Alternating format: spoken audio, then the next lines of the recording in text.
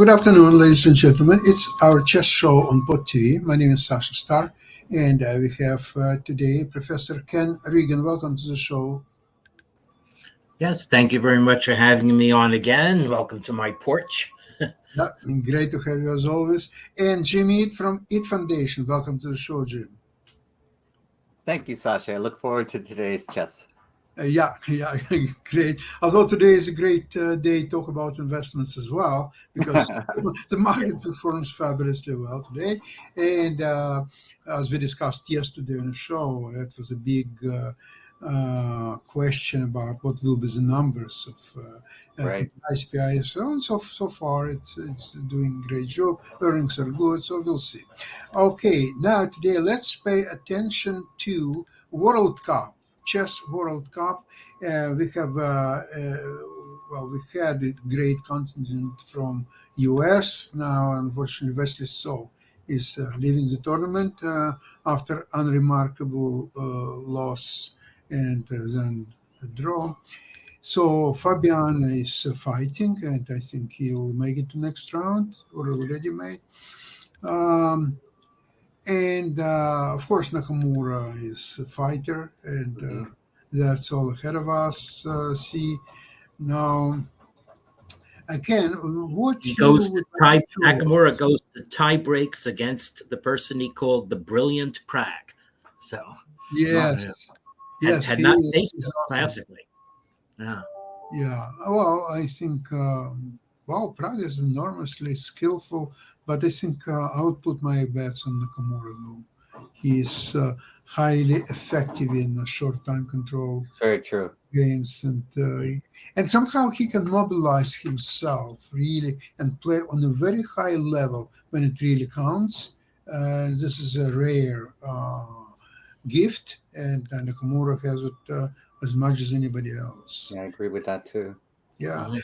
Ken, what interesting games from what you've seen so far you would like to Well, share with we are us? watching right now Magnus Carlsen fighting for his life Yeah.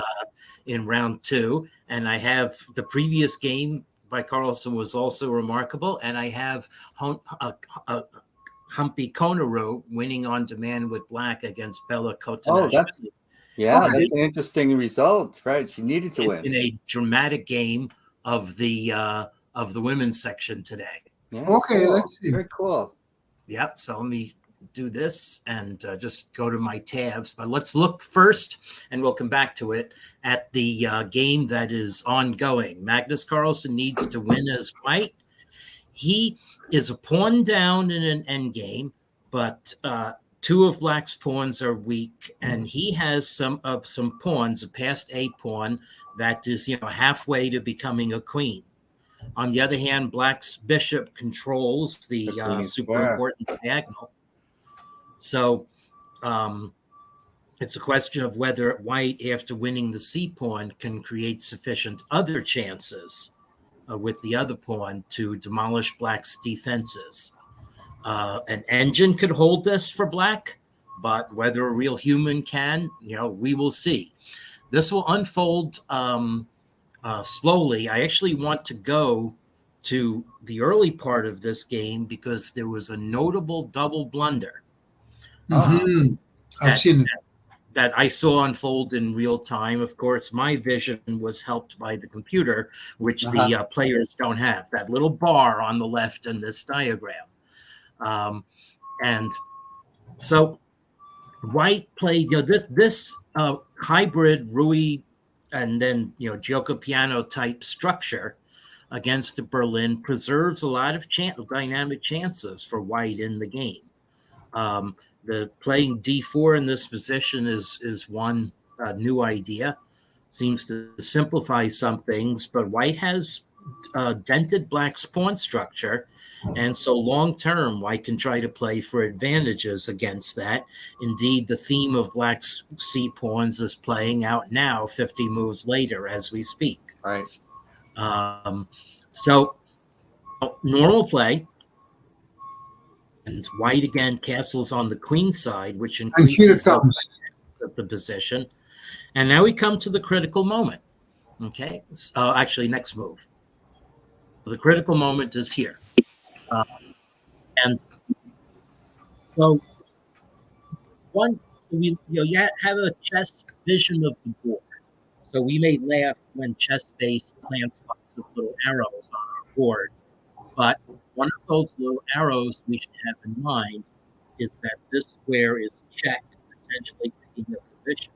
It's guarded by white's knight, but since knight is not free to move. Your audio's cutting out a little, Ken. Okay, let me. Okay, there you go. Okay, and the second theme, however, is deeper and was apparently not seen by Keimer or Magnus. So, if you have though a chess spidey sense that your bishop is loose, a natural move is to put it on a firm square and knock Black's queen out of the center.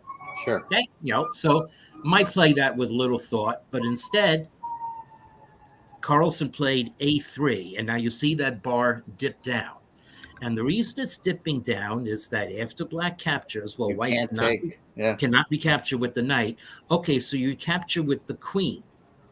And White does not mind a trade of queens because the endgame accentuates some of his play against Black's pawns. But Black doesn't have to trade queens. What both players missed is that Black can get away with capturing this center pawn because there will be a fork on h4 and e2. And that is renewed even if White trades queens. Right. Okay, and so the best White can do in this position is play the bishop back, admit that you lost a pawn, and then still be able to start play against Black's queen side. Yeah, it might not have been losing, but you're in a must-win situation. Yeah, would have zeroed White's winning chances. Right. Exactly, and Black needed to draw in this game. Yes, that's all there is. So that would settle the matter. So a3 is a mistake. Yeah, a3 is a mistake, but Keimer believed his opponent. You see a lot of playing chess, and Keimer took only 18 seconds over that queen capture. Interesting. So clearly the board was an illusion for him. I would like to defend though the optically positions for the pawn chain g2, f3, and e4, it looks so formidable and it looks so impregnable that, it's so difficult to figure out that actually with knight e4 you will create essentially double attack against bishop h4 and knight e2. And there is one, I forgot who suggested that even if only one piece in enemy's camp is unprotected, you should look for tactics how to expose that. But you have two pieces unprotected, then you must go all in, because one way or another you should be able to get the material. Just there must be something in the air. There must be something. But Magnus never leaves pieces hanging. That's right. I guess Keimer trusted him in 18 seconds. That's part of the illusion. Yeah. So now, with the crisis safely passed, this is actually a typical Magnus position. Yeah, he can this build is up as long as he wants to try to create chances. But we're going to give Keimer credit because he found a way to build back. So it begins with preventing White from being able to double Black's pawns on the king side, which would be disaster. But now also setting up a block, and this is putting pawns on the opposite color from Keimer's bishop, right? Thus creating the most elastic defensive line on the king side, and also now rerouting the knight. Yeah, that's right. They're also on the opposite color of Magnus's bishop. Well, there's one pawn going now. White wants to break through on the king side, so it's interesting that White does not manage to blast a hole there. Okay, so h5, again, clamping down. Now White will play in the center.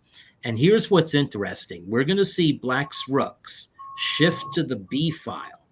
So you could say that Carlsen was creating a master maneuver game in what follows. But on the other hand, it did not turn out badly for Black. Okay, so there we go. Another pawn on a light square. And occupying the square in front of black's doubled pawns is also a general motif, but exposing the b pawn a little, and Keimer therefore shifted to counterplay against the b pawn. Okay, so and now actually retreated his king out of the way of an anticipated opening of the center. Carlsen improves his king. Speaking, and now, you would still prefer white in this position, wouldn't you? Yes, I would prefer white, even though the engine is showing 0.00, because white's options are more consequential. Does g5 work? Actually, I would be fairly tempted to play g5 right here, because it's hard for black's b7 rook to come to the aid of the king if file is opened. But actually that gives away any lick of white's advantage. You have to calculate concretely as well.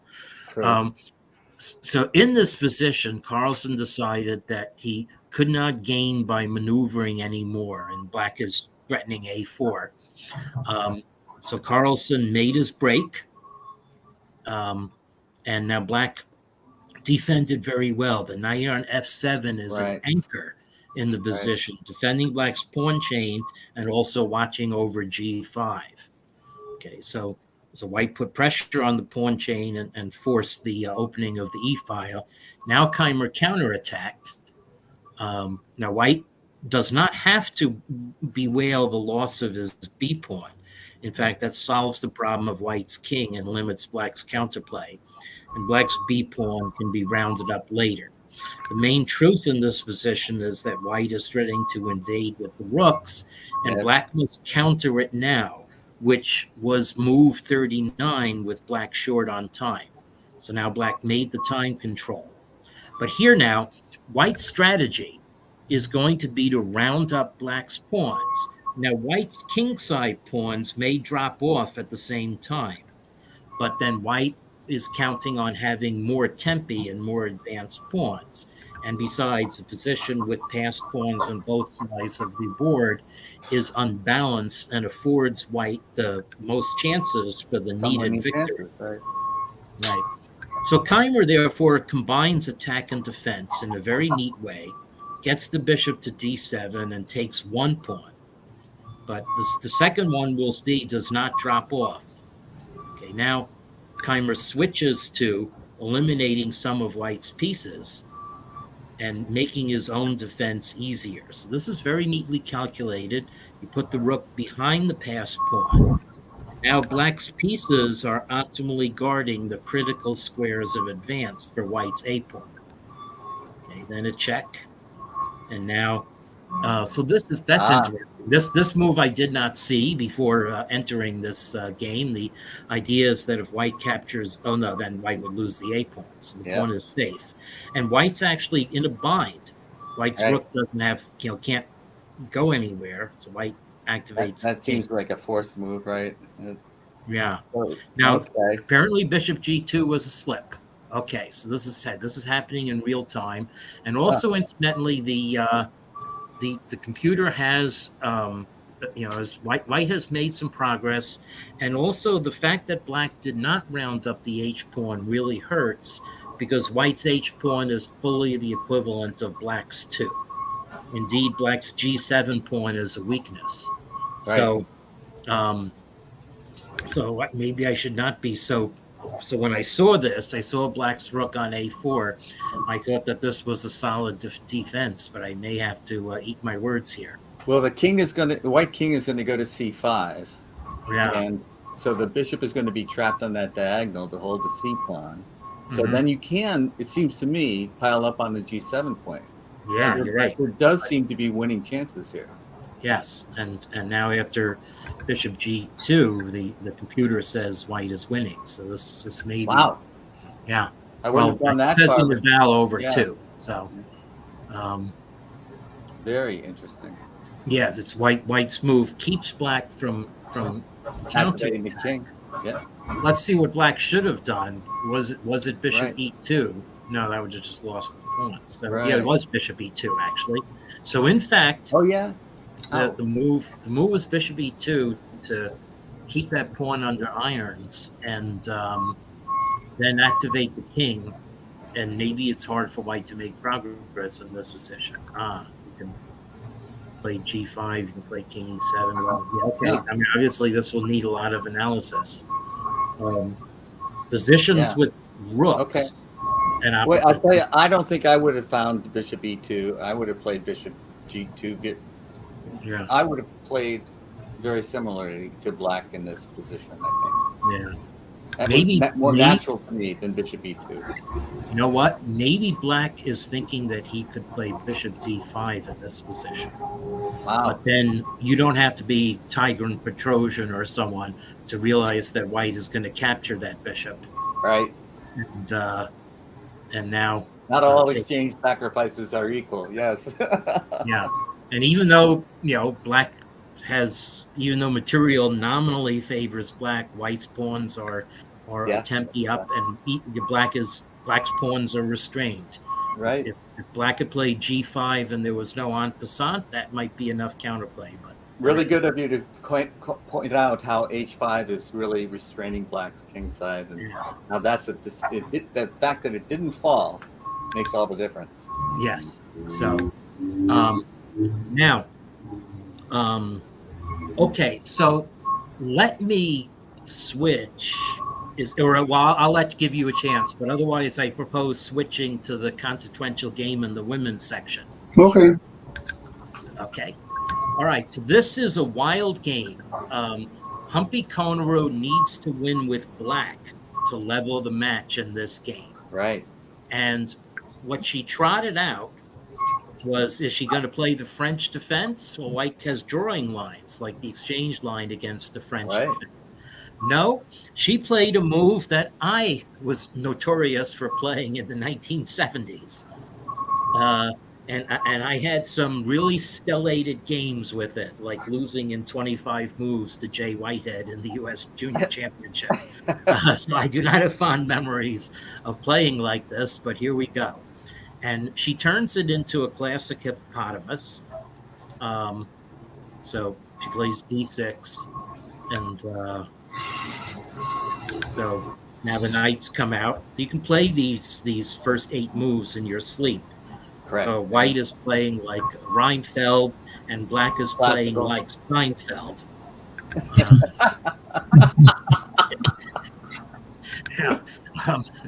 Okay. Anyway, okay, so white now gets an attack. The one thing is that this did induce Bella Kotanashvili to attack rather than try to play solidly for a draw that would clinch the match. So that's an excellent point. Yeah. So black isn't being rolled the way I sometimes was in this position. Unless white has structural advantages, so black counterattacks. See, the computer says, steady edge to white, even though black's counterattack looks nice. Black castles into it. And here we go. Now, it's sort of irrelevant what the engine of valuation is. The point is that white has decided to support it. And black exchanges bishop, which is usually really risky. It enables black to hit back at white's center. Okay. So white comes, now white's center is going to fall apart, but white is going to invade black's position. Well, this is what you want as black. Okay, and white has already made a misstep, according to the engine. Black has chances too against white's. Fascinating. Now, there's a lot of tactics that have not taken time to explore. Right. The commentators did. Yeah, I was trying to figure them out as we were going through this. Yes. Yeah. It is. And there's very, very subtle point. The right move was rook to e1. Wow. For white instead of rook to d1. I don't know why. Rook d1 would have been more natural to me. Okay. So, yeah. I mean, opening the rook on that file, and not rook on e1 is more susceptible to forks. But there must be some tactical reason why this isn't working for white. Okay, so now white does win an exchange. Yeah, something dropped off. Okay, Oh, but now, yeah, now but the absence of White's bishop defending the diagonal matters more. Okay, so White is threatening checkmate here, and here we go. Now a very subtle point, just a practical reality of playing chess. Okay, so at this point, Humpy Koneru had only 2 minutes left, 6 moves, seven moves to make to the time control. And she decided to repeat moves, but it actually enables White to defend by taking Black's knight and removing the knight on e6 and f4 from the theater of play. And then White could have retreated the queen and switched over to defense. So also piling up on the e4 pawn. So yeah. Instead, the players repeated moves, and Koneru, with an extra move and thinking on White's time, was able now to complete the winning combination.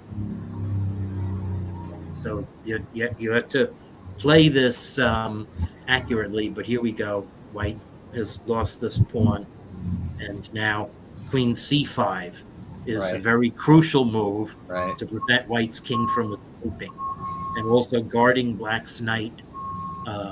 And the final point is that if White goes left, then Queen b6 check picks up the rook. So White has to go here, and then this is check, and that is mate. So a dynamic game. There have been a lot of examples of such fighting chess, and now they will go to tie breaks in the next round. Wow. So rook takes on f8 would have drawn for White and advanced her. She would have advanced. Oh, yeah, it might not have drawn, but it would have been. Let's see. Okay, you're right. Yeah, it might not have drawn, but it's queens and knights are still pretty dynamic.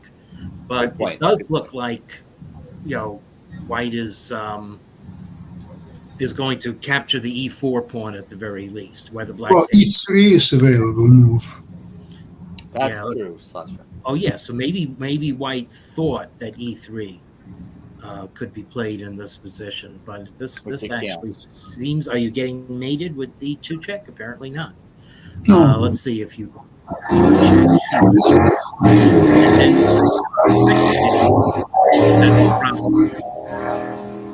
Okay, I don't know what's causing that motorcycle sound. Okay, so anyway, so a lot of things may be hard to compute in time pressure.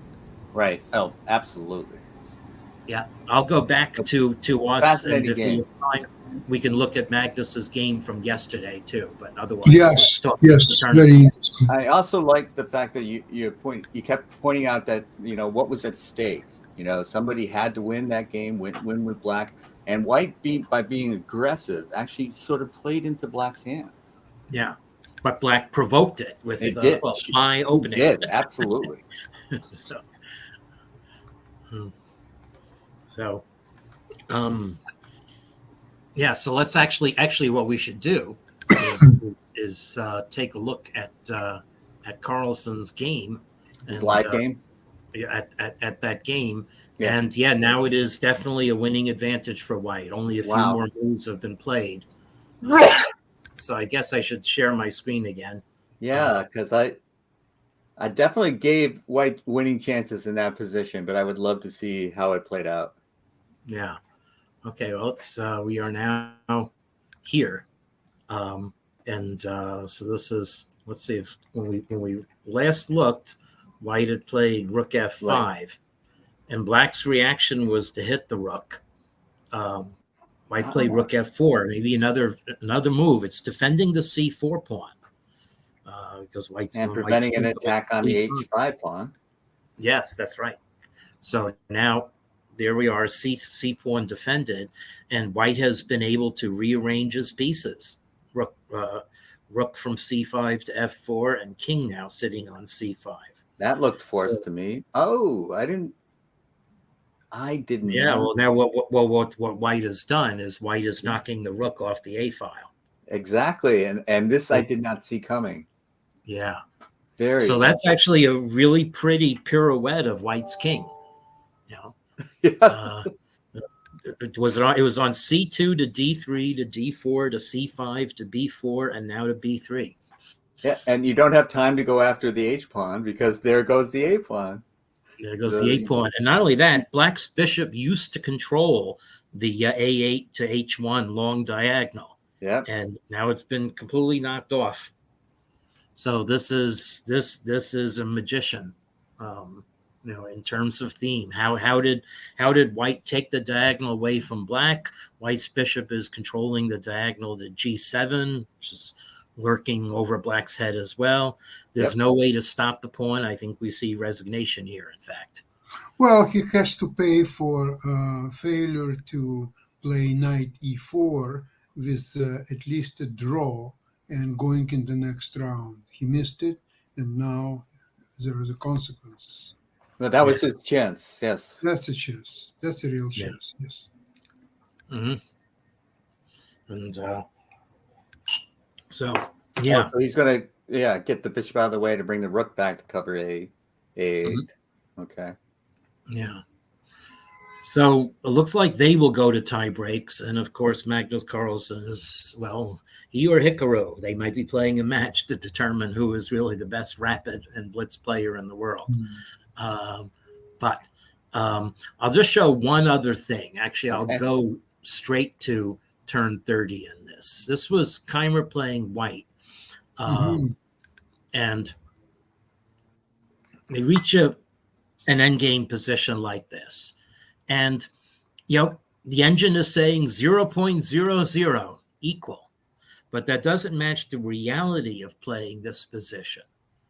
And the question is, which side is more prone to being able to spoil the position with a single mistake? And that quotient is often determined by how many weak squares there are in the camp. And there are actually one weak square for black on B7, which is supporting C6, a pawn island, whereas white's pawn chain is no such weak squares. And any weakness there is, white's king can cover it. Kings are very good for that purpose.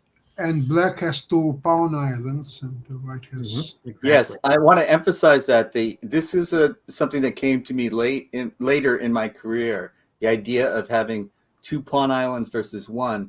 That turns out to be a significant matter in endings, right? Because you have to, you end up being a defender and more passive.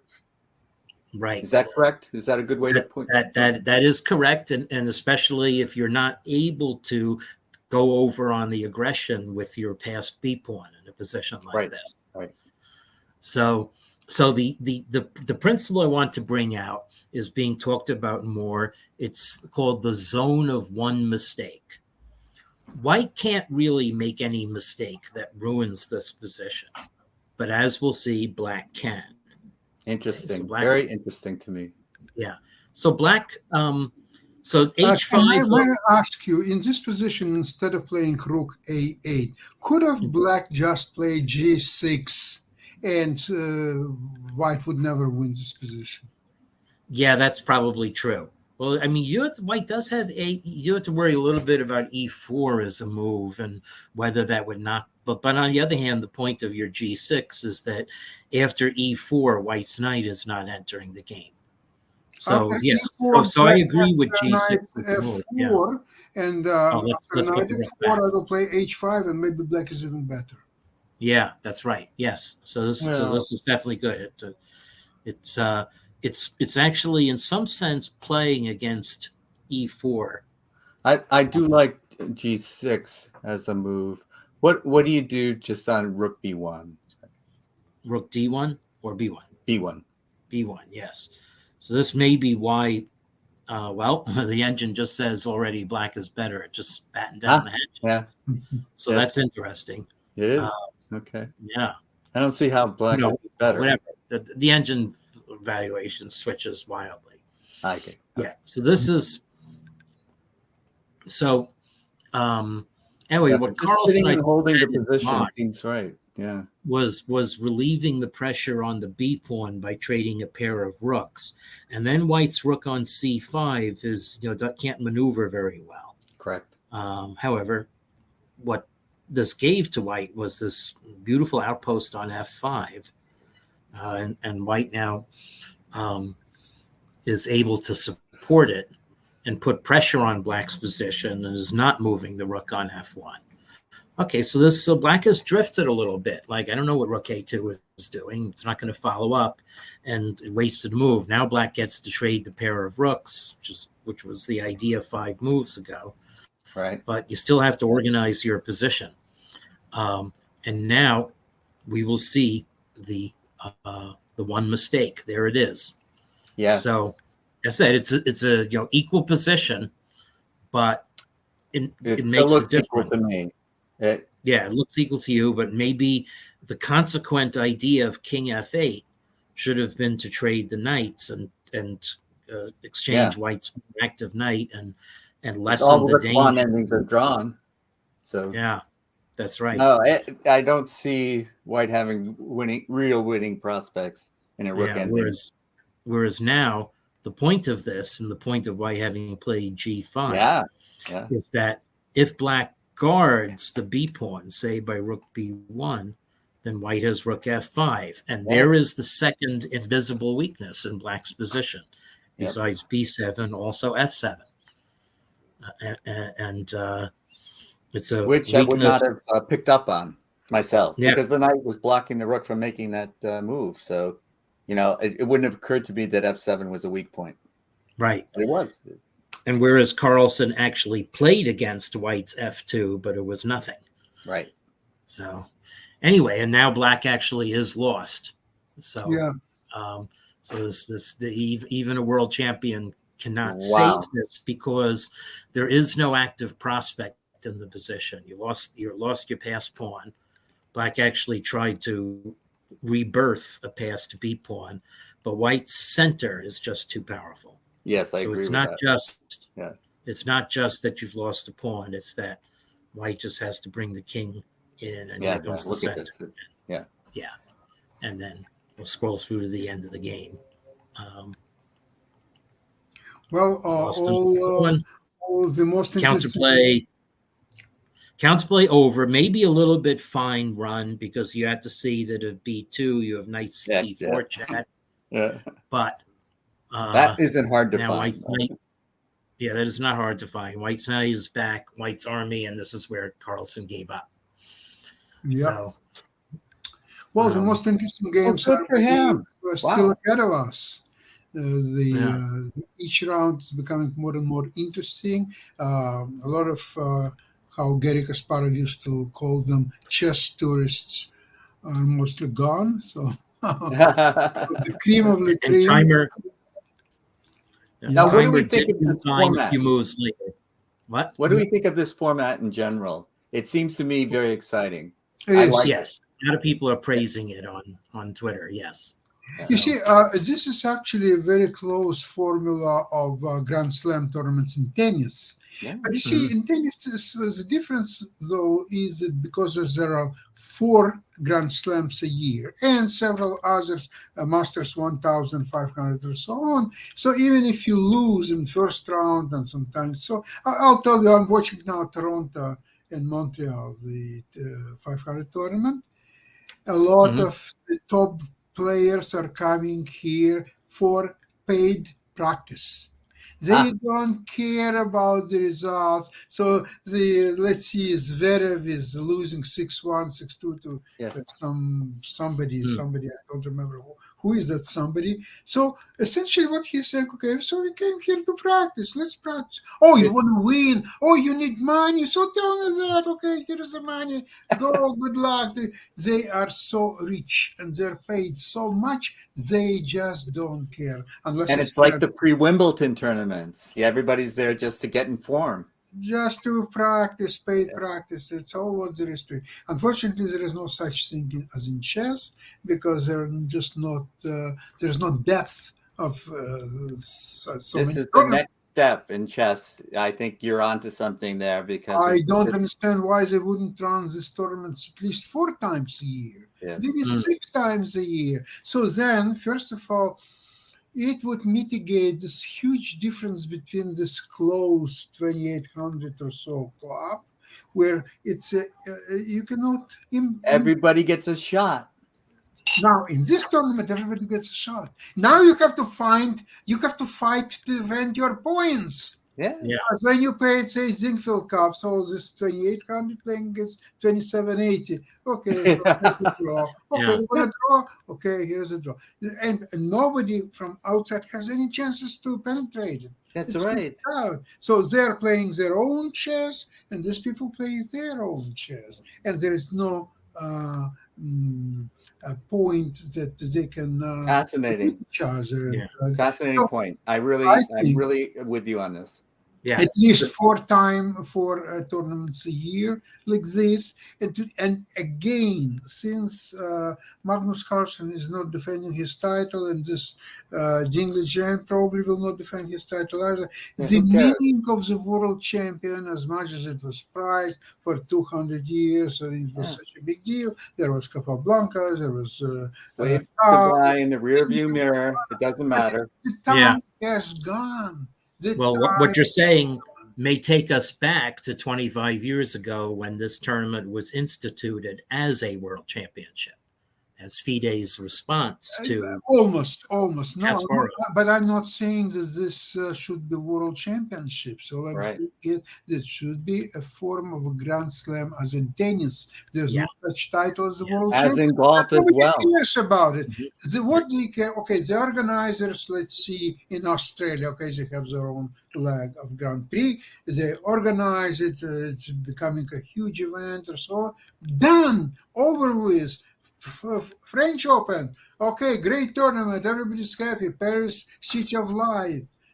Done. Over with. Next one, Wimbledon. And So St. Louis can be the next Augusta of golf, Yes. where the Masters Well, champion gets the green jacket. the other tournament coming up that plays this role is the Isle of Man FIDE Grand Swiss. So it's a question of how you feel about that format as a complement to Interesting, yeah. I love the knockout format.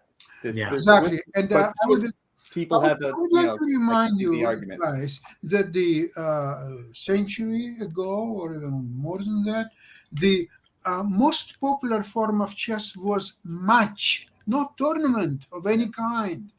People love matches when there is one guy has to kill the other guy, and that's the end of story. Nobody cares how the other and what is the coefficient and Buchholz and this or that. I've You always just felt have that to way. go in a ring and get better at it and kill your opponent. That's what brings food on the table, that people are happy with this entertainment and so on. So this form of World Cup, I think it's a very viable form because we have several And Ken, this must have happened to you more than it happened to me, but you're on board two playing somebody tougher than the guy on board one is playing. And you're just like, oh man, I wish I could play that guy. And, that's the kind of the end of so many Swiss tournaments in my mind, where Yes. the pairings are just not equal. So you really, the match play, the head to head, I grew up that way. I grew up rooting for that kind of stuff. Of course, in playing career, it was mostly tournament. But as a chess fan, just speaking as a fan of what I like to watch matches. But Yeah, you see, that was a property of the tournament that actually put me on the map in late '75. The 6-round Atlantic Open. I beat Brown, drew Matera, drew Banker, beat Deason, and then lost to Art Bisquire in 112 moves. And so I finished with 4. Michael Rode, I think, lost or drew early and played lower rated players and finished on 5. There I you go. didn't begrudge it. I gained 150 rating points. Yeah. It was a great tournament for you, but Yes. even so, it didn't seem fair. But in Well, many cases, it was great. round robin tournaments and Swiss tournaments, they lack drama of the last round. In Yeah. a round robin, somebody is ahead half point, so he makes 8 moves draw. 8-move draw. You guys are trying to win but can't, so there is a very anticlimactic. Well, that happens in other knockouts as well. If the U.S. women's team had not lost by a millimeter to Sweden, they would have played Japan next. Probably maybe the best remaining team in the field after Sweden. So anyway, Oh, there are still Spain. I think Spain can do. Well, that's true. Yes, Spain scored 6 goals in a match that ended 5-1. That was good.